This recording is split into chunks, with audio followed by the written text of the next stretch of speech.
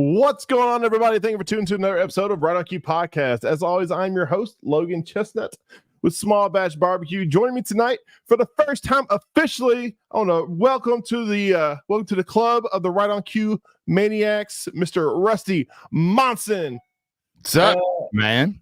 Man, I don't need the applause, but I got the applause playing for you, man. I'm very, very excited to have Mr. Rusty on. And man, it's good. I'm sorry we didn't make it last week work. We had a little break, but it was nice. Recharge the energy, recharge the batteries, and we're back, man. We're back. Well, Rusty, how's things going in your world, buddy? You're a hard man to get a hold of. Busy boy. Yeah, recharge the batteries isn't my vocabulary right now. If you guys don't know, I own 2 barbecue food trucks out here in Utah. And it is a crazy, crazy summer. It's our first time with 2 trucks, and I was not prepared, but we did what we can do. We had a problem saying no, and we're still paying the price. But we're busy, and it's been crazy, but it's been really fun, and it's about to slow down. So it's funny because I'm half like, oh my gosh, I'm so excited to slow down a little bit and take a breather, and then crap, we're gonna slow down. I don't know how slow it's gonna be in winter in Utah, running a food truck. It's interesting. Utah, it's either 115 degrees or 0 degrees, so it's a very volatile food truck market. So it is what it is. That's good. I've kind of like followed the Utah food truck ever since your food truck podcast, stuff like that. And you had the food truck league out there. Man, it's pretty cool, man. Y'all got a bunch of cool trucks out there. It's seems like y'all do a lot of events together. Yeah, it's a pretty tight-knit community. I know that in a lot of other places that's not the case. I've heard that the knives get drawn a lot of the time. Mainly. It's really cool out here, and it's funny because I heard a statistic. Now it's just here. I didn't read it anywhere, but by very trusted people who are smarter than I am, said there's more food trucks per capita in Utah than any other state in the United States. So, which is cool. It probably just means we're small. That's probably really what it means. But it's we're a really good community. Like we're always sharing locations and what's good and what's not, and really scratching each other's back out here. So it's a really great community as far as food trucks go. So I'm happy to be here. Dude, that's awesome, man. That's awesome. No, and you've had some cool, so you got a cool location, man. You got you were talking about before the show how you're cooking out the amphitheater out there in Utah, and how you got the Posty's going on last night, and then tonight. Last night, and then my crew right now as we speak is gearing up for the Post Malone show tonight. The gates open in 30 minutes, and they'll be doing Post Malone. It's cool because you serve barbecue, you close the window because no one comes once the show starts, and you go watch a free show. So any kind of concert that comes through, like Imagine Dragons, Post Malone, Jason Aldean was just recently. Say it, Rusty. Neil Young came, but he canceled. So I just go watch a free concert. It's really cool. Say the big one, Rusty. Oh God! So Creed came. Yes, Creed, and apparently I had found out after I committed to doing the show that you're a Creed fan. So yeah, man, you can take me higher any day, baby. Any day. It's oh my friend with me again. You're gonna get there and start singing. So let me ask you this, because I'm a Creed fan. I'm say it loud, say it proud. Right. Is Creed the new Nickelback? Nickelback actually has substance. Here's the thing. What people make fun of Nickelback for being is Creed actually is. Those people who make fun of Nickelback secretly when it comes on the radio don't necessarily turn it up, but they don't turn it off. And Creed, they throw their stereo out the window. That's the big difference. So. I disagree, sir, man. You play Creed in any bar in Nashville, and I promise you, people will sing along. It's like one of those things, like, I don't say I like NSYNC, but you put an NSYNC song, and more than likely, I know majority of the words. I think I read in a statistic that Nashville has the lowest education. Is that right? Am I reading that right? I think so, man. I think that may be it. That tracks. Most country music. We gotta have some of the most depressed people out here because we write some damn good country songs. It is a dangerous city to have a dog or a girlfriend or a mama in our town because some bad shit happens all the time. Yeah, I mean, I like all music. I'm not a fan, and there's few bands that I'm actually that's true, not true, man. I'm the biggest snob. We can't even get into it. But Creed's at the bottom of that list, man. When I dig through the garbage and there's more garbage to dig, I still can't get that far. I am sorry. That hurts my feelings, man. That hurts my feelings. It's okay. No, it's fine. I'll live somehow. It's fine. I just hope one day you can talk to someone professionally about this Creed problem that you have. But no, wait, you know what? I like Nickelback too, even Canadian and all, man. Robin Sparkles for life. I've softened on Nickelback. They're not terrible. They really aren't. They get a bad rap. They're not terrible. Deadpool. Ryan Reynolds is single-handedly bringing them back to being cool. Yeah, he does that. He does. Speaking of cool, man, let's talk about our guest today, man. We got Mr. Matt and Mike. I know. Mike. I feel like Tom Segura. Box. No. Matt and Mike. From M&M Barbecue. I wonder where they got the name from. M&M. Yeah, I wonder what. I always wondered. I don't know. Matt, I don't know. It's a conundrum, but no, man, I am excited to have these guys on. I know me and you are both fanboys of their smokers and grills and all things awesomeness that these guys create. Yep. So without further ado, let's bring them on, man. Welcome to the stage, Mr. Matt and Mike of M&M Smokers Barbecue Company. My apologies. What's up, guys? We hear it everywhere. Don't worry about it. M&M Barbecue Smokers, M&M Grills. Every time. Man, don't lie. It's Magic Mike Barbecue Company. That's where it came from, right? Yeah, 100%. I like that. There you go. Hearing you guys chopping it up, I actually have a funny story. Y'all goofing about Creed. When I lived in Ventura, I still lived in California. I saw Bush live in LA at a Staples Center. But in order to see Bush live, I had to go to a Nickelback concert because he was opening Nickelback. Yeah. Sure, you had to go to a Nickelback concert. I got free tickets, and they're like, "It's a Nickelback concert." I was like, "Well, if we're going, I want to see Gavin. I'd like to see Bush live. I like Bush." So. Yeah. You're wearing a bandana around your face, like secretly singing. Whatever. You're over here like, I want to be on a big rock star. Yeah. I guess they came with a free Nickelback T-shirt too, right? When you walked out with one. Yeah, it was just free, handing them out of the door. They're handing them out the door. Yeah, it is. Here, have this one. Here's $50. I think if my wife looked down at her bank account and saw I bought a Nickelback T-shirt, that'd be like me cheating on her with a woman. That'd be the exact conversation we'd have. Oh man, y'all, everybody hates, but we all like them. We all secretly like the guys. It's all good. It's all good. But no, man. So let's start off like in the most original way ever. Mind telling us a little bit of the 2-minute ticket of where M&M came from and how you guys got started.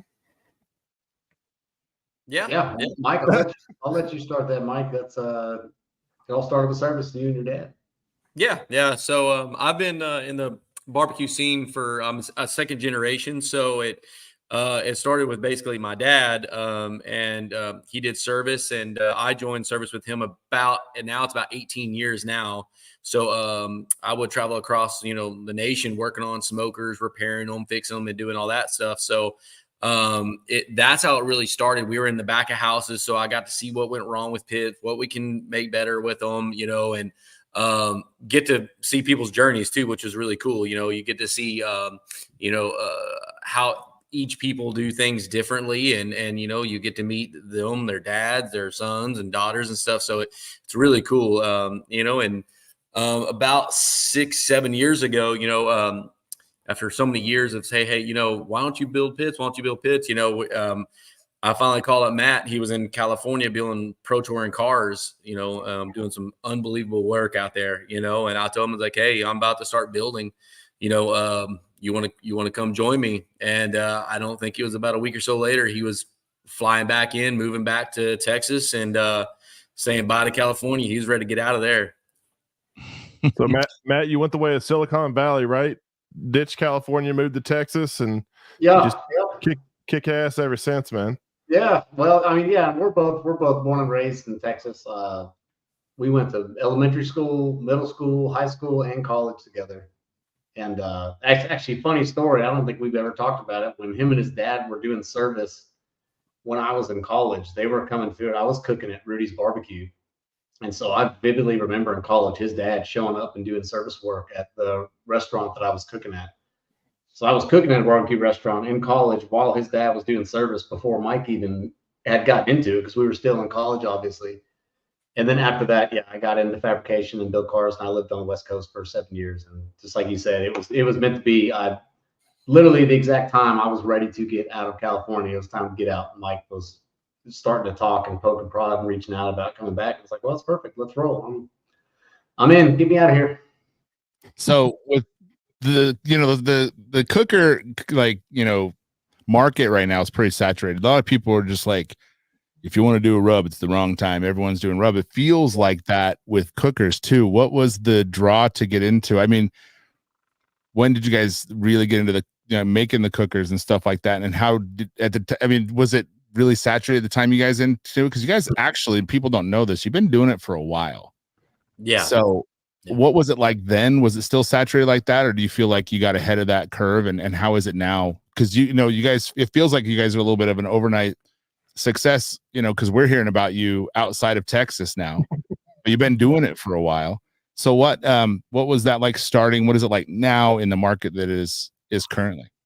Yeah, that's actually really good. And you are right. It's the most saturated I've ever seen.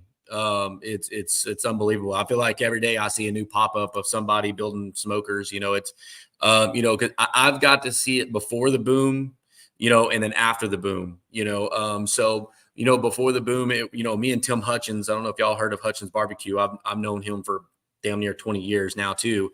And we talk about how we were in barbecue before it really blew up, before it was sexy, and before really we were just grunts. When I'd go on service calls, nobody really cared who I was or any of that stuff. And then Aaron Franklin really kind of changed the landscape. He really did this boom that I never thought I'd see it like this. Because it's not only just Texas anymore. It's everywhere, and it's not just United States; it's the world. It's global. It's global. We just shipped a pip to Oman. We have one in Japan going, France. So we have pits everywhere, and so we have seen it. And I will say that even with the influx, with the amount of builders and stuff, it's a much cooler. Now seeing this Texas barbecue spread the way it is. We always say, there's room for everybody. There's plenty of people out there, so it's not something that we pay too much attention to, because we really focus on our builds, what we can do.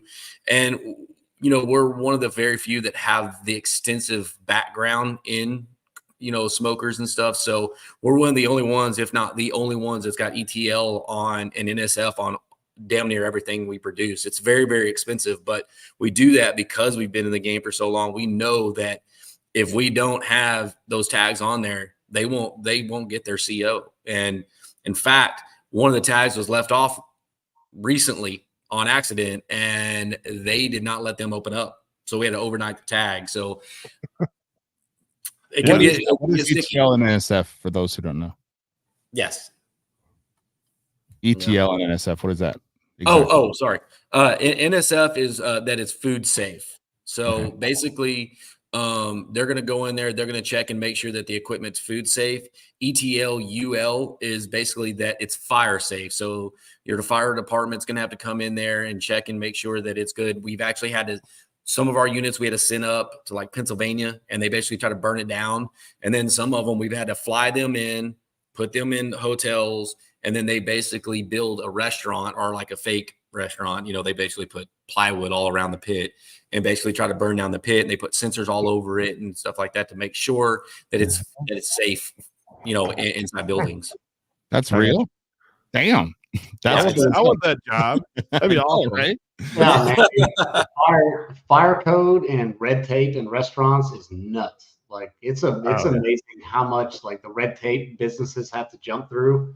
Like anyone we know as well, like everything we fight with insurance and madness. It's a whole, you could have 10 hours talking on just that. But restaurants, like that's the whole reason like the NSF and ETL is for real. Like NSF is, I think, National Sanitation Foundation.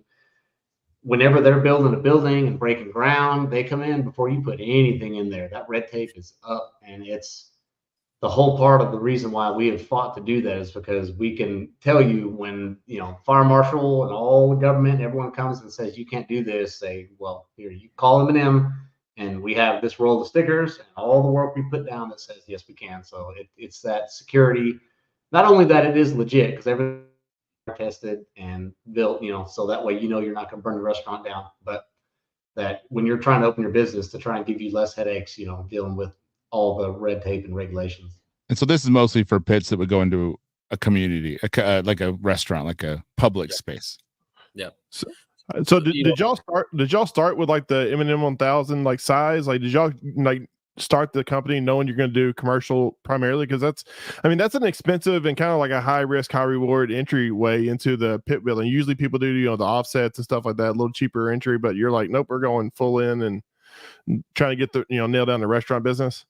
Yeah. Yeah. Well, So yeah, go ahead, Matt. Go ahead. Mike and his dad, like that was literally, God, almost 15 years of pretty much all y'all did. They didn't work on offsets. They were fixing electronic thermostat controlled wood fire smokers and rotisseries all over the country. So it's the legit workhorse of a lot of pits. So, it's a very unique smoker and builder that we build. Our rotisseries are extremely unique, and it's like, why not? And like Mike, before I even flew back and moved back, and before we'd even build one, Mike already had 3 of them sold just off of his name. So, it was like, Matt, welcome back to Texas, right in the fire. Let's build 3 things you've never built before. And we sold 3, and they're still banging and running and kicking ass today. So they still look brand new too. They still look Yeah. fantastic. 7-8 years later, they still look great. So I got turned on to you guys by a friend of mine who's a big time barbecue guy here in Utah named Steve Mitchell. And he is like kind of a fanboy of you guys. He's always showing me pictures like, check this out, man. And, it's like when you're a kid looking at the Playboy, you're not supposed to. That's what it felt like.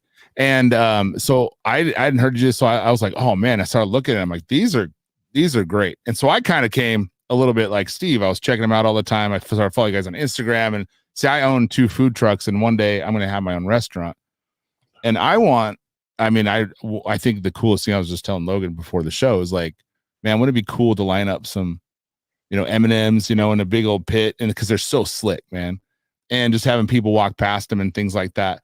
But, someone who's looking to buy an M&M like I am, what makes you guys different than, let's say, a JR Oiler or maybe even an Old Hickory or a Southern Pride? Yeah, that's actually a really good question. With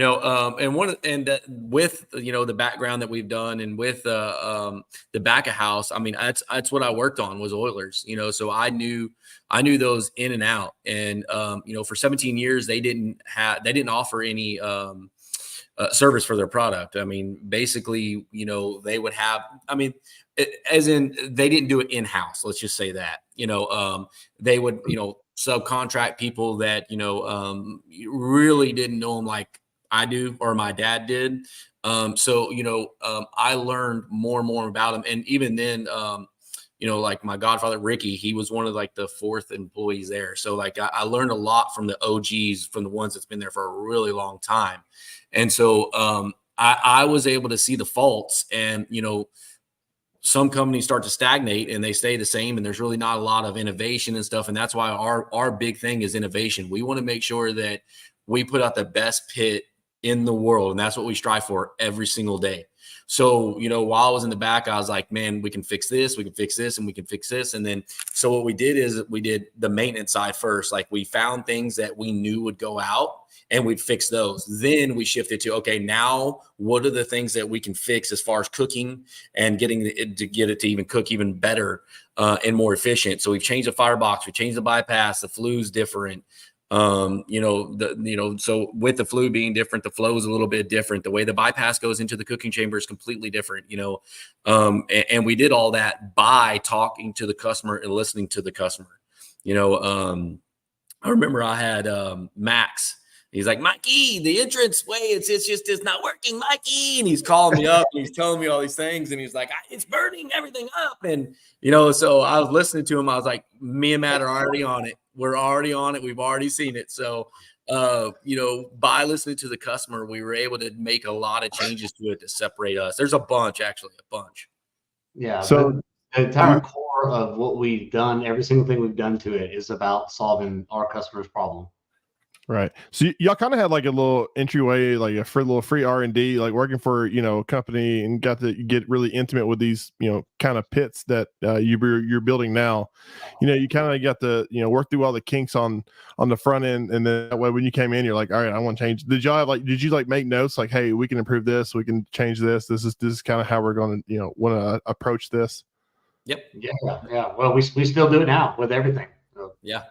Yeah, the amount of notes and old sketches and sketchbooks and ideas and meetings we've had about, once we get here, if we get this ironed out, then this is our next thing we're going to tackle that we can improve or change and differentiate as well.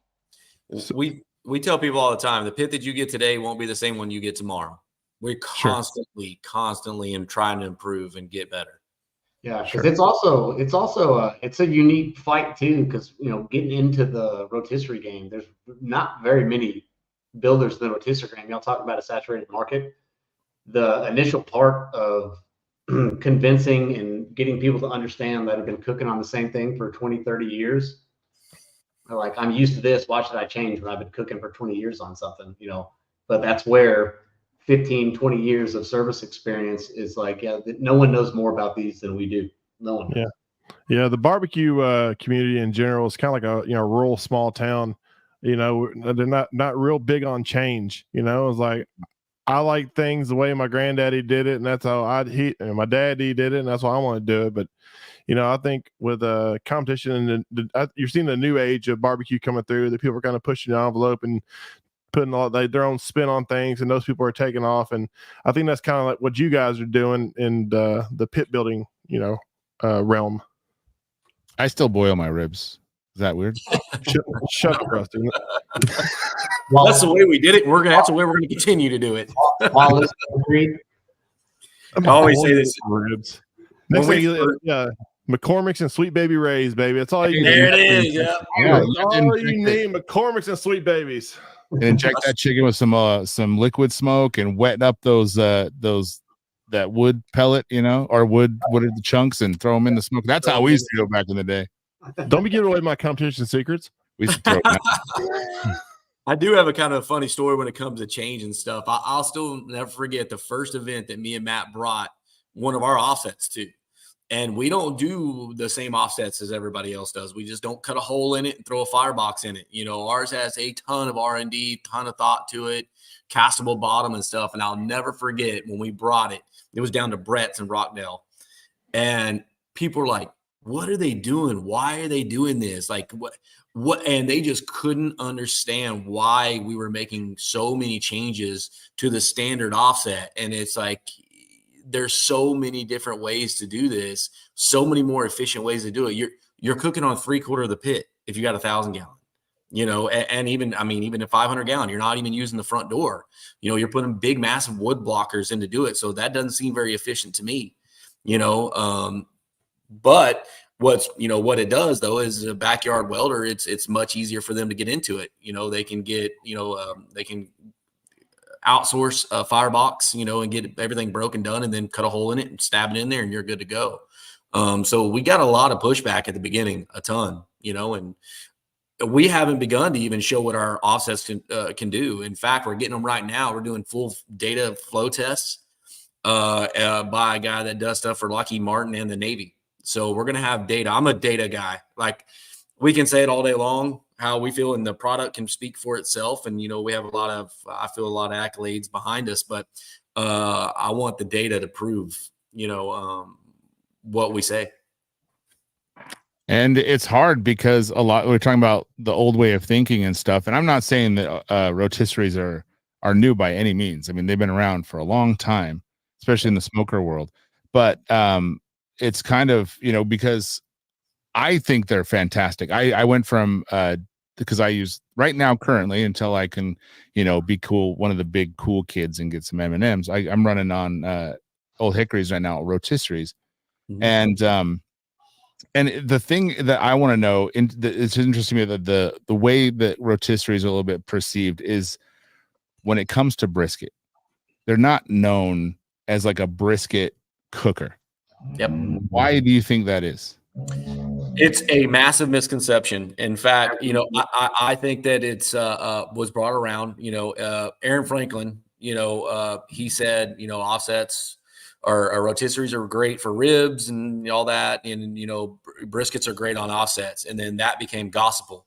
I'm thankful for what Aaron Franklin did, but that's one of the misconceptions that we're trying to change, because that's the furthest from the truth. And I call them brisket machines.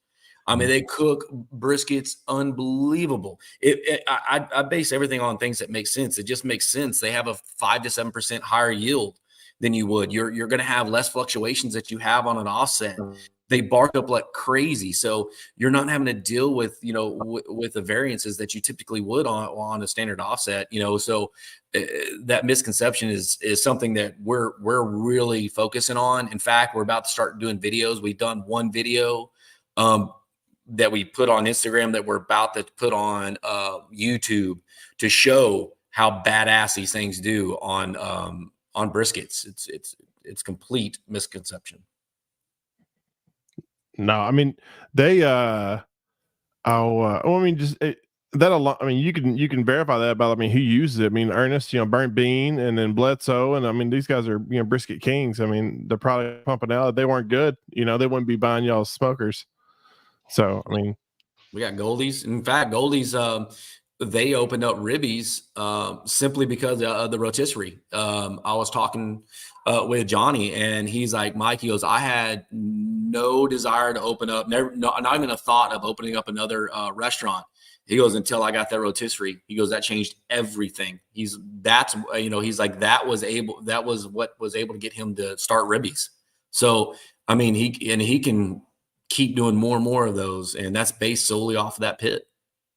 Yep, that's a big part too. Like I said too, like you look at quality and quantity, Hutchins is always the monster I talk about. I mean, he's got 2 more Zeus's on order from us. If y'all seen Zeus, and they have three more Zeus's on order that we're already starting right now. And I think right now he's got 9 rotisseries at his restaurant, and their brisket is absolutely fantastic. And it's part of our mission with the content we're pushing out, is to break that conception and show people, we'll do it. And I'm just going to tell you, we're going to actually show you also the benefits of everyone knows running a business is insanely expensive.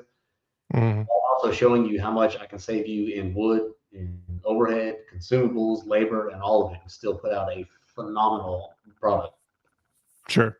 Well, I mean, speaking of, you brought up Goldie's, and I wanted to bring it because you guys, when you say the name M&M, I mean, the first thing you think of is more of a commercial base, which I mean, you guys yourself said that was your main market. But with the Goldie's, y'all are helping them. Are y'all helping them build out their smoker that they got? Are y'all gonna like kind of and do your own M&M, like more the residential or non-commercial realm? Is that your next mountain to climb? Yeah. We actually just launched it about 2 weeks ago. We finally, after 3 years, launched our backyard. I got you. Well, yeah. I saw that. Yeah, I saw that. I think, was it Meat Scientist, or I forget his name. Matt, I should know it because he's from Kentucky, like I am. But no, man, y'all let him do the test run of that rotisserie for the residential. Oh yeah, our backyard rotisserie. Yeah. Man, he did not want to love that thing as much as he did. In fact, he says as soon as he wants the very first one that we do, he loved it so much. So as soon as we actually really launch them, the backyard rotisserie, he's like, I want to be the first one in line. He loved it. So you mind telling me a little bit more? Like, I saw the video, but for people who haven't seen the video yet, kind of tell what the capacity or something like that's going to be, or what your mindset is. Like who where's that going to fit in the typical backyard cooker? Like where do you see that fitting in? The baddest backyard smoker on the planet. So it is. We just talked about this not long ago. So the goal of the backyard rotisserie was literally to shrink it as absolutely much as possible and make sure we could do it. And it was still just as much of a monster as the 1000, the 2000, Zeus, 240, all of them. So it is. Like most people don't understand how small it is until you see it, because once parts start rotating, things really grow and expand. But if you're cooking big briskets, and not trimming just a regular person cooking briskets, it's going to fit 4 briskets. It's only a single rack, 4-pan rotisserie. If you're trimming nice and buying really high quality briskets and they're much smaller, I'd say you could probably get 8 on there. 8 on there. Yeah. So is that going to be more for like because I can't remember like the size of it. I know it's shrunk down considerably, but is that like more like, it don't want to be backyard kitchens. It'll be more like, or not, built-in kitchens. It'll be more just somebody in the yard, because I'm sure it's heavy. Like how much does that thing weigh? Because I bet it's a pretty like a honker. Yeah, I mean it's actually not that heavy. I mean it's probably around 12 to 1,300 pounds max. I mean our backyard is about 700 to 800 pounds. Our backyard offset, so sure, it's not much. I mean, hell, I wouldn't even think maybe over $1,000. I have to weigh it, but I know it isn't much. It moves really easy, and that's with the base. Now we can shrink it down even more without the base, to where we want to get to where you pretty much just stick rods in it, and then you can have 4 guys just kind of move it with ease.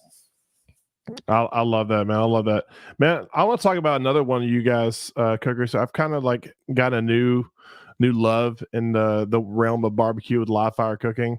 And Bob, our mutual friend, Bob Trednick, he was did some videos and show me how, and I think you guys put one on the back of Mo's cook trailer, the El Rey wood fire grill. Like I'm obsessed with Santa Maria type grills. And like when I got introduced to him, I was like, where's this been all my life? Right. It changes everything, doesn't it? I mean, I think we're all secretly pyromaniacs. I mean, I think, Yep. I agree. I like playing with fire. But man, tell me a little bit about that and where that kind of came from. And, did you guys like always, I mean, was it, Matt, is that from when you were in California? You see like, Santa Maria style grills are, huge over there, or is that something you always had in mind? Is that big in Texas? I mean, I think it's the hottest thing, literally and figuratively, right now. The hottest thing right now, live fire cooking is exploding. Just craft cooking in general, but we've always been around it, and I say it every single time. Really, like it. I push people buying grills and Santa Maria's a ton for like the backyard. Like the vast majority of people, you're going to go out and grill and cook burgers and steaks way more than you're probably going to spend 4 to 8 hours smoking, 12, 14 hours smoking something. And like anything, if you once you figure out how to cook a steak over wood fire, it destroys everything. It ruins any steakhouse you've ever been to. And you're like, yeah, I'm not going to pay for that. I can cook a better steak at home. Just over good old post oak or mesquite, whatever you want to choose on, and amazing. So yeah, we the El Nino is the one that Bob has, that was Mo's originally, and the El Rey's our commercial version. And we just wanted to do it. I'd never seen anything with cantilever arms before, kind of free suspended over the top, and just had a vision in our head, and we brought it to life, and it's killer, man. Dude, it's so badass. Like I'm gonna buy one of yours, but I was a big Lone Star Santa Maria grill, and they make a great one too. And then Bob introduced me to you guys, Santa Maria. I was like, son of a bitch. I'm like, all right, fine.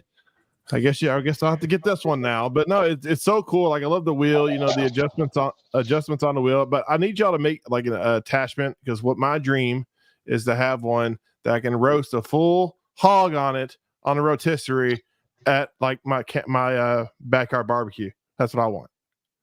That'd be killer. Yeah, that's a big rotisserie. A whole hog full rotisserie in the middle of a grill. I'm down.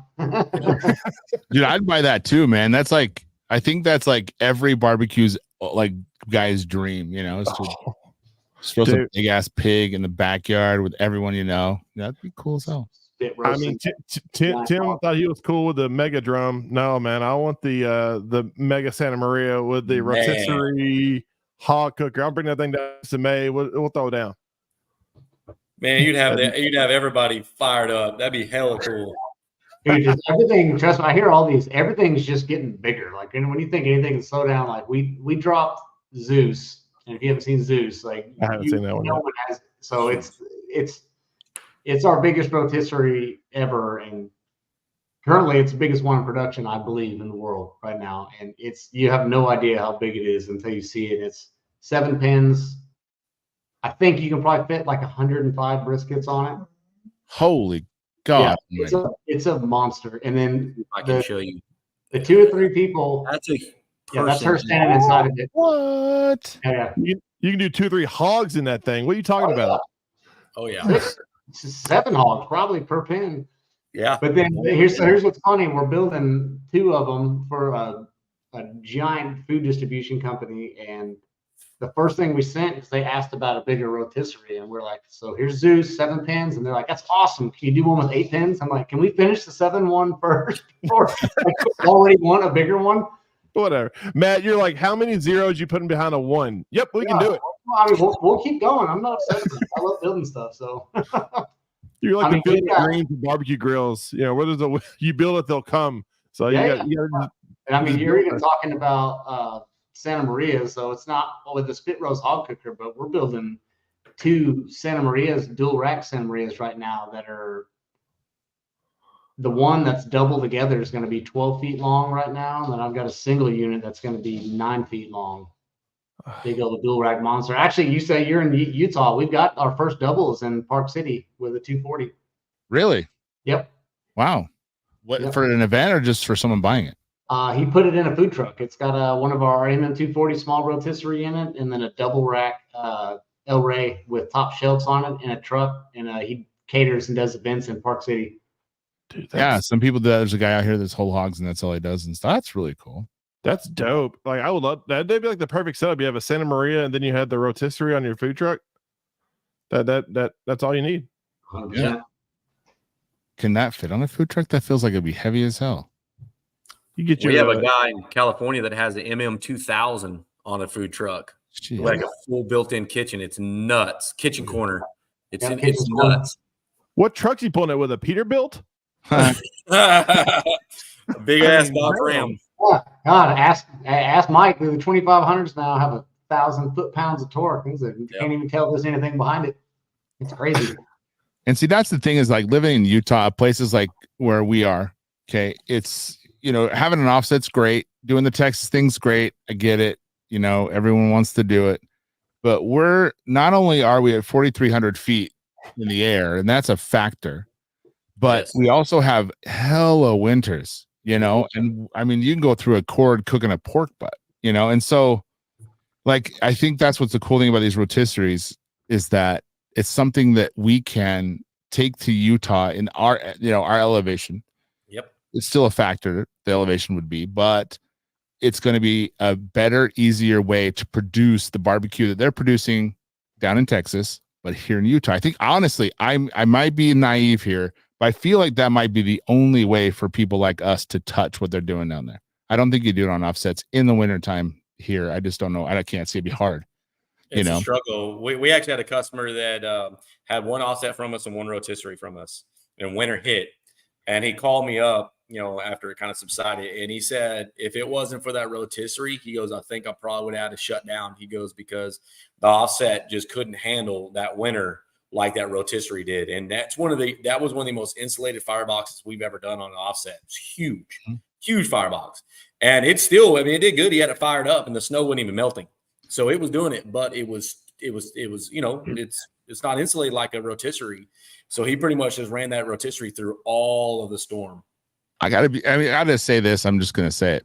In Utah, if you can produce brisket that's excellent year round, you have got to be the greatest pit master on a consistent brisket that's ever lived, because it is hard to get it that high. Yeah, that good. Even when you do have an insulated box, it's very difficult to produce a juicy brisket when there's no freaking moisture in the air. There's zero. I mean, there's ways, of course, to work around it, but you pull it out, and it's just a difficult thing. So not all of us live in very humid areas. Not all of us live sea level. And so it's really cool, I think, with the rotisseries and things like that coming out to the kite, I think people, kind of like you said with Franklin, another point to that is Franklin goes, I have these offsets I built, and then I have this rotisserie for ribs. And that was the end of the story. That was the end of the conversation. People are like, well, Franklin's doing it. The rotisseries, that's a rib thing, like you had mentioned earlier, you know?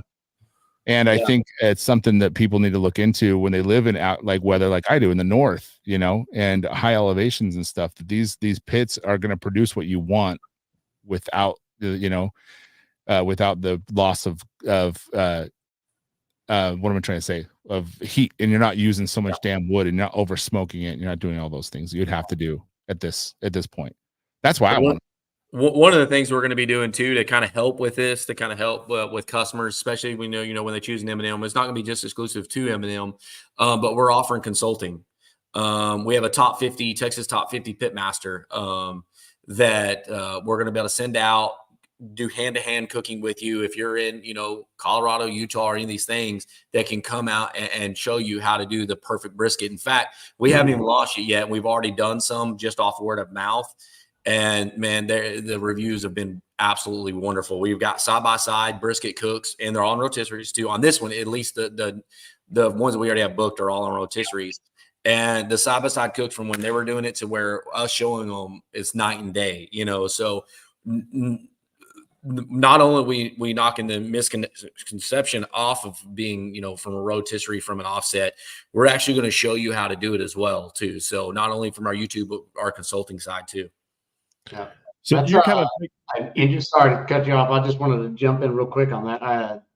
Most people don't hear or understand that, what you're talking about, the dryness in the air in Utah. And I only recognize that because I have a little experience with it. I lived in Laramie, Wyoming for a year.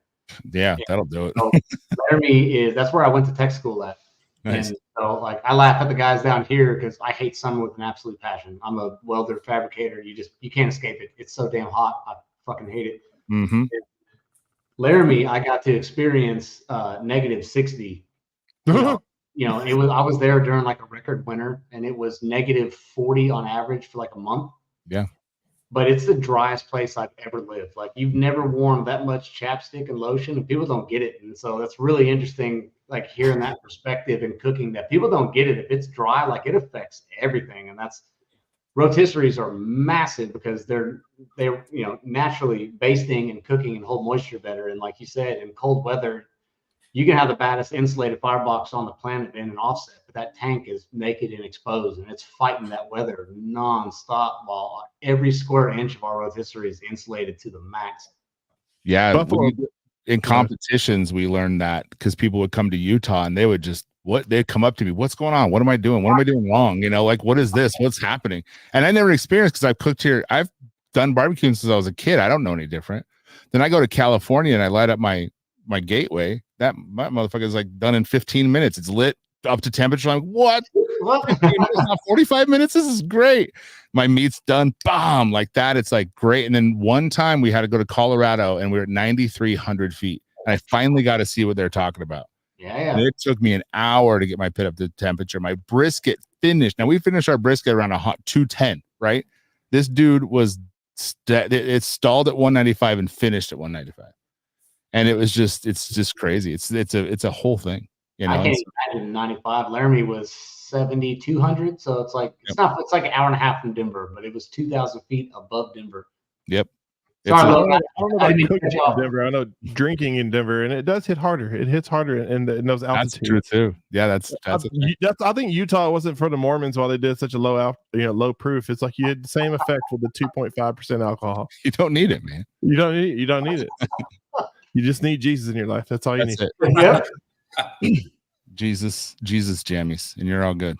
Jesus jammies. Sorry. And that's the only part of religion you'll ever hear on the show. No religion, no politics. That's our rule. Yep. But no, man. It's so cool. So like, even on the like super insulated smokers like you guys do, I mean, I guess the humidity level still plays a huge part in all that. Rusty, like in Utah, like even if you had the most insulated, like their M&M 1000 or whatever, it doesn't matter about the insulation. The cost of wood affects that. Definitely helps with the cost of wood when you're running an offset here in the wintertime, you're using significantly more wood. That's really all it affects, is just the wood part. Yeah. There's nothing you can do that I'm aware of as far as an offset goes or anything like it. That's why when up here, when we do pellets, people are getting Traegers. I'm like, dude, get a Yoder, man. That's the only way you're going to keep any heat in this thing in the wintertime.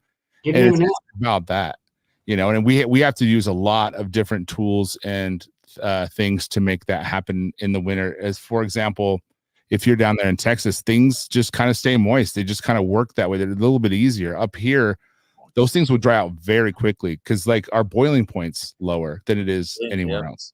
So our moistures, our moisture is low. It's hard to keep moisture, retain moisture.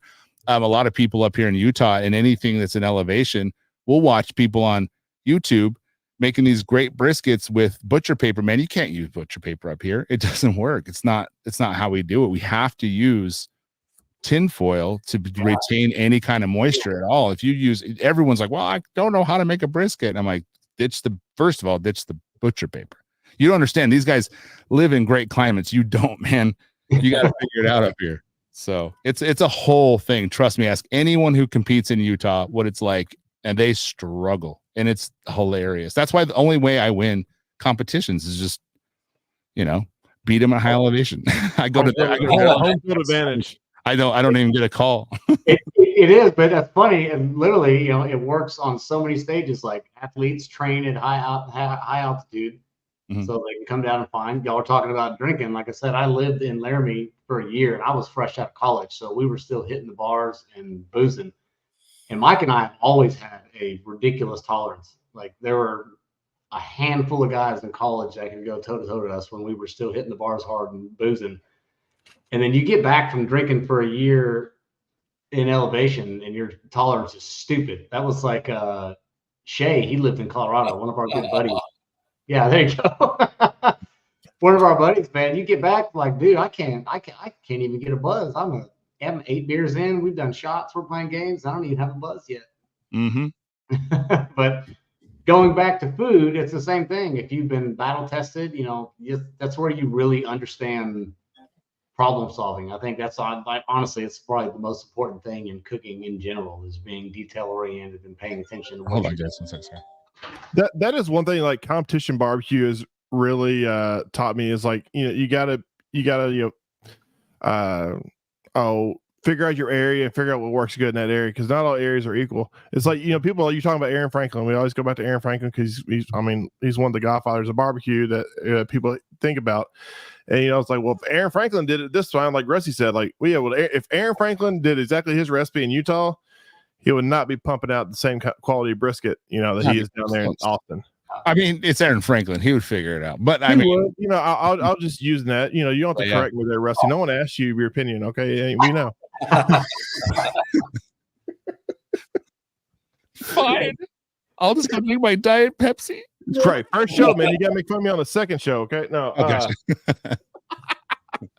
No, but you know, you got to kind of acclimate to whatever your surrounding is. So you guys are in Texas. So I mean, do you feel like you make a pit that can cook good? I mean, obviously it does, but I have to ask the question. Do you feel like your pit works worldwide, you know, anywhere, or do you feel like, you know, when you think about cookers in your mind, you have Texas cookers you know, worldwide. Yeah, they can anywhere, especially the rotisserie can go anywhere.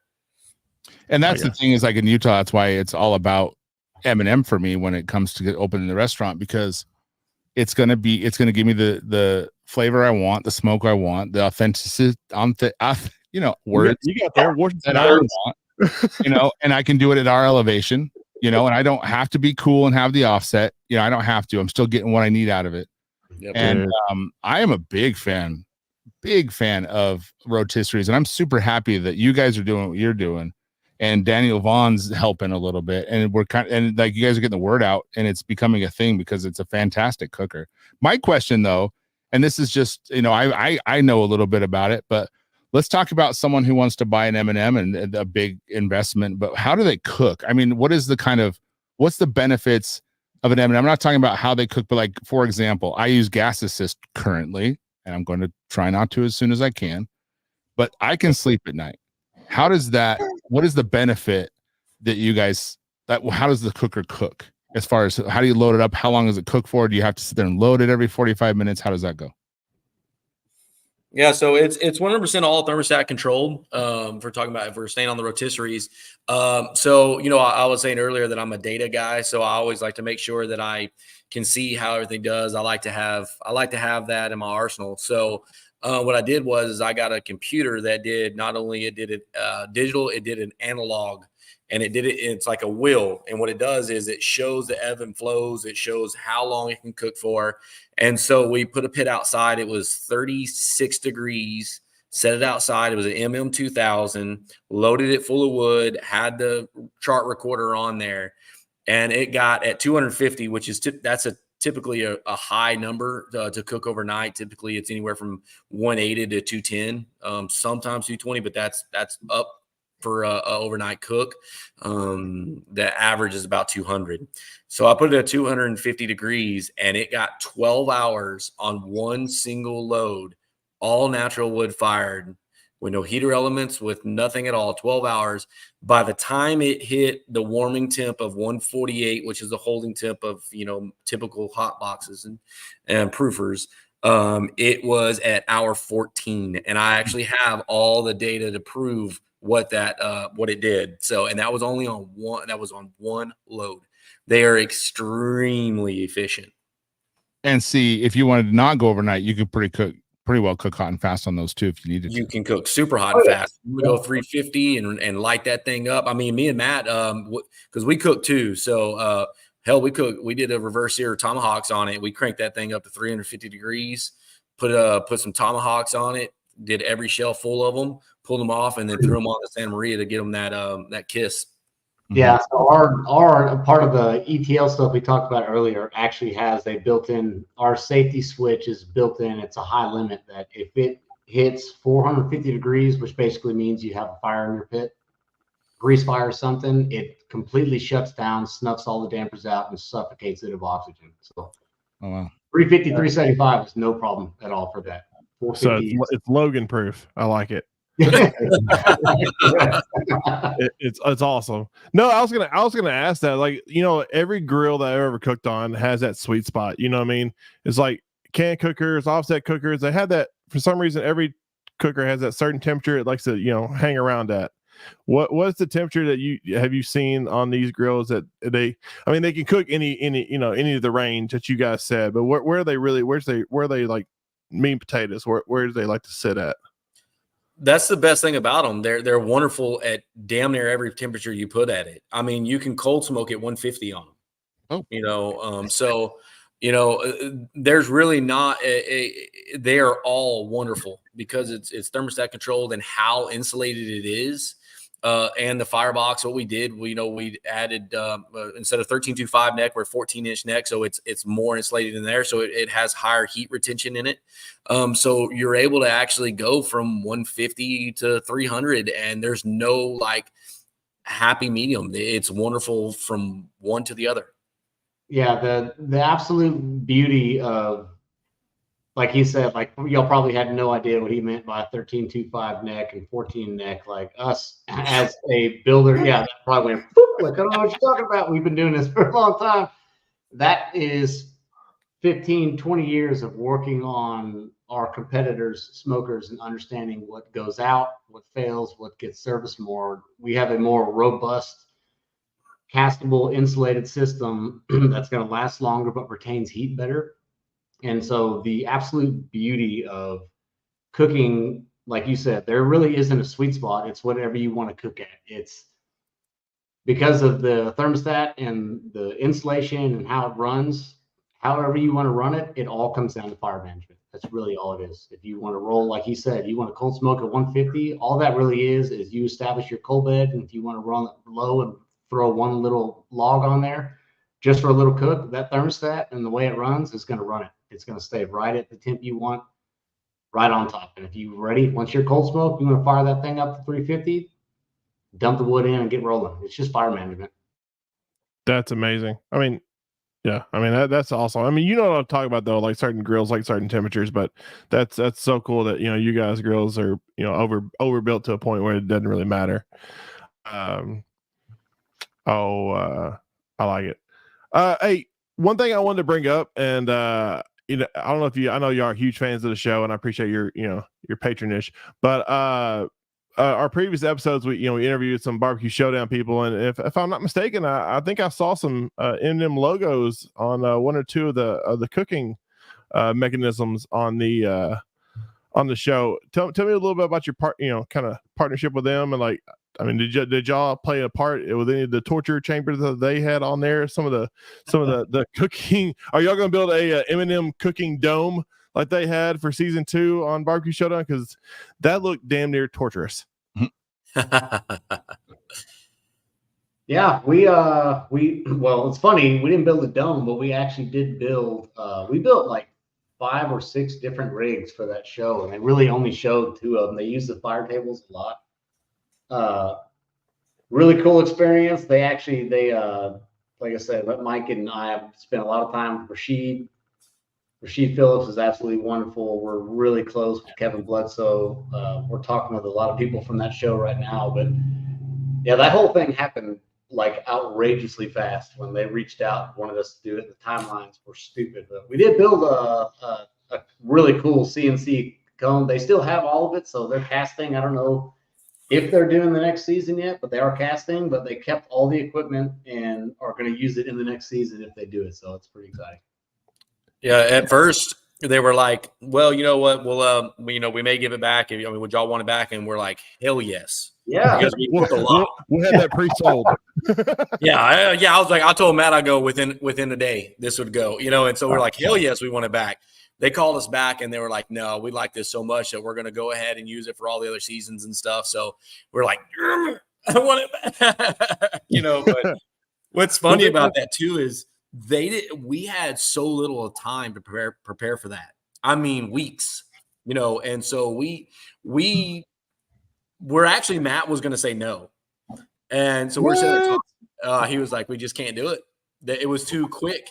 And we have so much work and so many projects. It's mind bending and everything, especially once you start dealing with Netflix producers and all that. And they're like, yeah, we need these. We'd love to work with them. And we're like, cool. This is probably where Mike was going, and I'll stop. But cool. Like, yeah, okay. I'd love to do that. When do y'all need it? And they're like 6 weeks. We're like, oh, God. But the marketing alone, though, being a business owner, I'm seeing like your logos, stuff on the market. And the marketing alone was, that paid for itself 3 times over. They did it. Yeah, that's really well with the branding. He did, and that's funny. That's where Matt was like, because he's like, I don't know. He's like, Mike, I don't think we can do it. He's like, I just don't think we can do it. And he's known me so long. He saw the look on my face. I already knew it was happening. Instantly turned and goes, "We're doing this, aren't we?" And I'm like, I had no say in it. It was happening. I already knew. No. It didn't matter what was happening. Don't lie. Your M&M logo that you normally put on your grills was about 50% bigger on the. Oh yeah. Oh no, that was everything that on there was strategic. They couldn't hide it. They even called us. We're like, y'all did a very good job of placing y'all stuff, but we can't do it. I'm like, no, it's going on there. If I'm gonna work 7 days a week to meet a deadline on this while working on other customer stuff, I'm gonna see M&M on that screen when Netflix pops up. Yep, it's gonna happen. I asked Shatika and Gerald, because I'm jealous of them because they get to play with all your fun tools. Like I was like, what y'all think of it here? Like, oh, we want one bad. we're like the Langs are awesome, but we want those. We want. We drove. So we Mike and I drove to Georgia from Texas to deliver that for the show. And big city of gay. Do what? I said the big cat. Gay. Yep. Yeah, gay Georgia. Yep. The town was hilarious. I took a picture of the sign. But all the set producers, and when we went in there, and people were like, because if you saw the season before, like they were cooking on cinder blocks. I did. And they were like, this is a serious upgrade. Like, oh, thank you. Like, this is actual equipment. Like, yeah, I know. Yeah, it was. I bust my ass on it. We drove 16 hours across the country to deliver it. You're like, I'm not salty at all. Not at all. Totally not a little angry about. No, I mean, y'all. I mean, you guys already have a sexy brand when it comes to barbecue pits. I mean, just like, Lord, your paint jobs alone look like damn classic cars. Like I've seen worse paint jobs on classic cars, and like when Bob and Mo showed me his. Like Mo's with the warship paint job, and like Bob with the sugar skulls. I'm like, man, that grill is way cooler than you guys deserve. Like, yeah, and like all the baseball stuff y'all do, and it's so awesome. And Rusty, I'm curious to see what you're gonna put on there, man. Are you gonna BYU it? BYU? What the fuck? No, man. Honestly, dude, I'm all about branding. I'm all about sexiness. And that's what I'm most excited about is to be able to doll that thing up. You know, Salt City Barbecue brand. It's a cool, we got a cool logo. I think it y'all have a great. No, I've literally thought about that, like your logo on their grills. Cause what y'all did, I mean, I think the one that Ernest got, that's so sexy. The black and gold.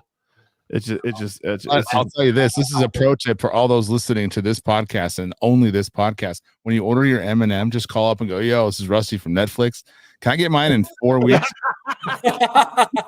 Yeah. And I understand that. Talking about Ernest and burnt bean, that's for real hand done gold leaf. I've really laid out, and that's all hand done gold leaf on that bit. That's sick. The real deal. And David and Ernest take care of that thing like their baby. That thing is clean. Oh my God, dude, that's so dope. I would sleep with it. Like my wife would like probably divorce me. But like, what are you doing? Don't look at me. Shh.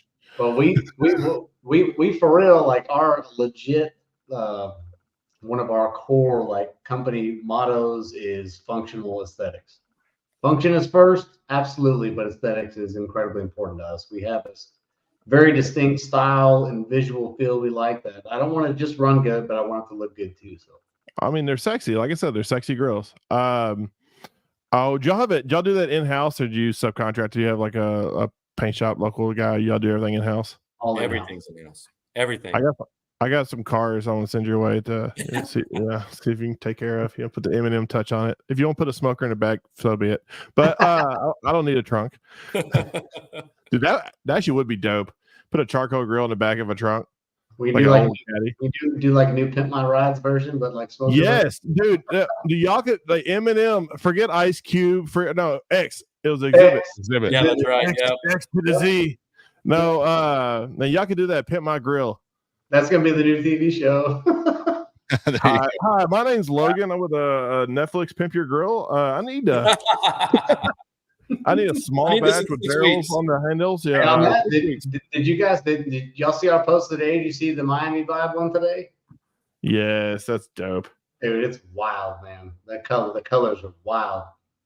I like who comes up with the creativity? Do y'all have like somebody like an artist, or is one of you the artist, or like who helps? I feel like you're like the tattoo artist of grills. Like, all right, what do you want? Let's make it pretty. Just make it pretty. We honestly work really well together. Like the vast majority of it is what the customer wants, and then kind of what we get is they say this is the color or the theme I want to go with. But from what I've seen from y'all, I trust y'all. And then. So you're a tattoo artist. I'm an artist. It's my background, and I actually did car renderings and formal art all over the country for a long time. But Mike has really good taste too. So we'll spitball designs, and if someone wants this, we'll start playing with color themes. And basically, they kind of tell us the gist of what they want, and then we lay it out. And it's wonderful. It's really nice for people to say, "Y'all do this. I trust you. Do what you want to do." And, have y'all ever done a bourbon themed one by chance? We did Jack Daniels. No, it's bourbon, sir. What is it? I said bourbon, not Tennessee whiskey. No, bourbon. Not yet, but maybe. No. Them's fighting words around these parts. Watch your mouth. No, man. No, I appreciate it. Rusty, you got any questions you want to knock out before we hit the lightning round with these boys? No, I think I got everything out. I mean, I can go on for another hour, let's be honest. But 100%. Yeah, I definitely the basics. I mean, I was fanboying a little bit, fellas. So I appreciate you guys, flattering me today. I appreciate it, man. Y'all make the Ferraris of smokers. And when I hit that mega million, just be expecting my phone call. 6 weeks. I know it can be done. 6 weeks. Yeah, you kind of let the cat out of the bag on that 6 weeks. Yeah, 6 weeks. No, but hey guys, so now's the time of the show where it's the Brothers Q Barbecue Spot lightning round, brought to you by Brothers Q Barbecue Spot for all your barbecue needs. basically, hold on, I didn't do it. DJ Cali, we're the best music. But no, man, I'm gonna hit you with like a few questions, just one-liners. Don't think about it too much. And y'all ready to roll? I'll ping pong you. I'll start with you, Mike. Okay. All right, man. If you're going on vacation, you can go beach or mountain. Oh, mountain. All right, Matt, coming to you, man. You married? Are you married? You married or no, sir? All right, sweet. So even better, you got a hot date that you picked up off Tinder, and you're trying to lay it down a spread of food. What food are you going? Or what's your dinner you're going to lay out to really impress the ladies? Oh, I'm cooking ribeyes, tomahawks, grilled asparagus, mashed potatoes, and green beans. Did I really ask a guy in Texas what he's going to impress a lady with? Oh, I mean, I knew it was going to be beef. If you said anything but beef, I'd be like, what? All right, Mike, coming to you, man. If you had to pick one of your girls to be your baby, put in your backyard, the only girl you're going to use the rest of your life, which one would it be? It would probably be the M&M 240. If it's for the rest of my life, probably an M&M 1000. M&M 1000. All right, man. Matt, let me ask you a question, man. Who's the best barbecue in Texas? Ooh, that's a spicy question. God dang it. That's a spicy meatball. Sneak it in. That's a spicy question. We don't have any Texas listeners. Yes, we do. You know how many different kinds of customers. Be careful. I don't even know how to answer that one. Matt, hey, look, it's just me and you. There's me and my mom are watching this. It's all the We're people not on watching the podcast. Nobody's saying anything. No, nobody's watching it. It's me and my mom and my cat. It's all the people to watch it. I'm gonna do a phone a friend and ask Mike for advice on this. Like back in the how you want to answer this one? Did you get the number of that license plate that bus? Anybody that's got an M&M is the best. Nailed it. Wow. They're all M&M team. M&M Smokers for Congress 2025. That's the most political answer I've had on this show. Oh, what is that? No joke. We did a whole highlight of Texas, and literally, not joking you, I'll say it, across the board, everybody said Ernest, burnt bean. Like I interviewed Fred Robles, all the Bill Purvis, all the big boys, and every single one of them said burnt bean. So I'll say burnt bean is an excellent cooker, as is all the other people that use M&M. Only M&M people to use M&M put the best barbecue out there, right? I'm thinking they're probably. If I would have a guess, I think they're going to go number one. Yeah, next. It's good stuff. I went out there when I was out. Probably going to be burnt bean. Yeah, out learning how to make sausages. It was fantastic. Oh yeah, they said the breakfast there is where it's at though. A burnt bean. Yeah, you're gonna get a little jealous too. They're both getting Santa Maria's one for the shop, and David already has one, and now Ernest is getting one. Well, David actually has El Nino number 1. 001. Right, the very first one I built. David has it. Dude, I'm salty. I'm salty. I'm so salty. All right, man. All right. I think I did Matt, which he didn't answer it. So I'm gonna hit you again, man. If you're gonna drink one bourbon the rest of your life, what's it gonna be? Ooh, current to date right now, this is absolutely my favorite. All right, small batch. What a familiar name. That's Colonel Taylor Small Batch, as in small batch barbecue. Mike, same question. ER 17. Not bad. Not a bad choice. All right, man. To wrap this up, one more last question. Cowboys or Texans? Oh, Cowboys. Well, now I don't know. At least 2 people cheer for them. All right, man. Well, I truly appreciate you boys coming on today, man. I could literally make this podcast 4 hours and not get all my questions out. I know me and Rusty were super excited to have you guys on. And Rusty, did you get all the info? Were you going to order one tomorrow? 7 weeks for you, Rusty. 7 weeks for you.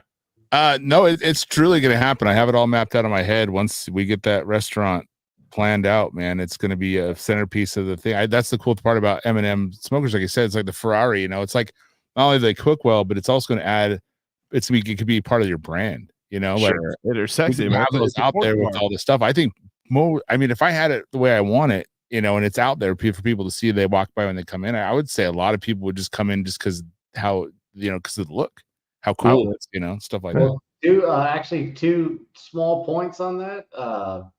First of all, just on the style, clean paint jobs and all that, we actually have a patinaed one where we're going to be doing really soon. That I think is going to turn a lot of heads. Seeing one that's like patinaed and has like a vintage, really cool feel to it. But two, just for you, because you're looking into it and want to it. A lot of a big misconception, in my opinion, is people say, "I know it's a big investment, it's expensive." It's really not. It's going to return money. The ROI is the real deal. Overhead and money and saving you time and money is as real as it gets. That first initial price is the only thing that might go up. But when you're not eating through a cord of wood, you know, every single week in labor, it adds up real quick. You know, and I know we're running a little late, but just as someone who cooks, you know, barbecue as a business on a rotisserie, I mean, it saves you a lot of time as far as like you set that and you forget it, you know, because that rotisserie is taking care of all that. You know, you're not moving stuff, you're not getting hot spots, cool spots. You're setting that thing up, you're letting it roll, and all that brisket's gonna. Well, that's not. Let's go with ribs, brisket too, but you know they're the sizes and stuff. But that food's gonna come out almost done at the exact same time. And that saves a lot of labor, a lot of people having to be there to watch it, you know, and move stuff. I mean, it's not only that, just that part of it, but the sheer volume that you can cook on these things also helps you become bigger, you know, and you are able to do more as far as financial goes. And you can now take that 400 person cater that you couldn't before, the 1,000 person cater, you know, that we weren't able to do before. Now we do. And so it's going to give you more revenue.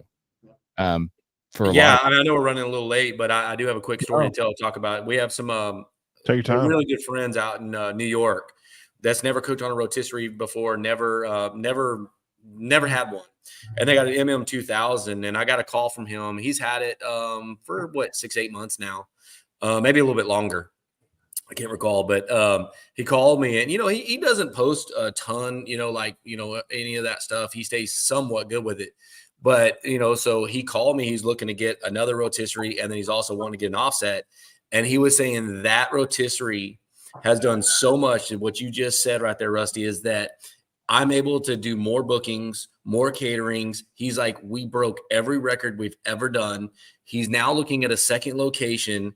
He's like, because of that pit, because we got that has allowed us to open up another one. And he said at the speed, he's like, you just couldn't believe on how fast it happened just by getting that one pit. I mean, he was like, he was just so awesome about it. And again, a lot of people don't think about it like this. You know, we're doing this all for the love of barbecue. I've been around it my entire life, but at the end of the day, we got to make money and we got to eat, you know? And so the thing is, it's like the wars between rotisseries and offsets and stuff like that. At the end of the day, you need to make money. And at the end of the day, if that rotisserie can make you money, put up as good, if not better product, and get you to be able to expand, I can tell you right now, only a fool would not do it. And basically with where I live but mostly for that reason alone is the reason why I want to go that route, is because the sheer volume is pretty, it's great. And it really opens you up for a lot more. And catering is really where the money's at, period. And and you can pump out some big jobs if you guys have the space. Have you guys looked up and heard of Patriotic Pig? What's that? Have y'all heard of and looked up Patriotic Pig? Yeah. Mm-hmm. You want to talk about a catering monster? Absolute catering wedding monster. Mm-hmm. He'll do like 16 weddings in a day. Oh my gosh! What? In a day. Oh, it's unreal. It's unreal. Then he goes to sleep on his yacht. He's working on it, man. He's got 4 MM 2000s. Yeah, 4 2000s. Yeah. And he's about to be open. And I can't say it. But the new thing's gonna be big. Big. What? Hold on, I didn't hear you. What was that? We're working on stuff. I don't know. We're working on stuff. I'm kidding. Hot take. No, man, I appreciate it, guys. Hey, let everybody know where they can find you guys if they want to follow you on socials and all the goodies. It's MM Barbecue Company. All the way across the board. We don't get on Twitter or X that often, but for TikTok, Instagram, and Facebook. Yeah. I'm M&M BBQ Fab. If y'all want to follow some of my fabrication and background side, and dig down in there. Definitely, I'm gonna nerd out on that. But guys, thank you so much for tuning in, and it has been an honor and a pleasure to have you guys on. And I know I speak for me and Rusty. We both have enjoyed thoroughly talking to you guys and about your amazing pits. And guys, if you guys are thinking about opening up a restaurant, food truck, or just being a really big baller in your backyard, man, look up M&M Grills. You cannot get a finer pit out there. So I appreciate it, boys, and we'll talk to you soon. Cheers. Thanks, guys. Absolutely. Man, that was fun. Yeah, that was good. That was good. I was kicked out in the middle. I don't know why. I got to figure that out. That was weird. My phone. It was my phone told me too. It's like you've been disconnected. I think what happened is because I have Bluetooth. I think I'm connected to it. I think it might have fucked with it. Oh well, it's all right, man. First time we always have some mess ups, man. At least your computer didn't die midway through the interview, so it's all good. But yes, man. Hey, you guys make sure to follow us on Spotify, Apple, YouTube, anywhere that you see my beautiful face and Mr. Rusty's face. Make sure you click like, subscribe, and share, and follow. So we're gonna have some awesome guests coming up, and I'm excited to have you on the team, Rusty. Yeah, man. I'm really excited to talk barbecue again. I missed it. I really missed it. Oh man, awesome guys. All right, man. Well, until next time, remember Mondays at 7 Central. We have switched dates. Monday. Not just for Monday Night Football. It's now time for Right On Cue podcast. So, all right, man. Until next time, make sure when it comes to barbecue, you're always right on cue. See you guys. That's all, folks.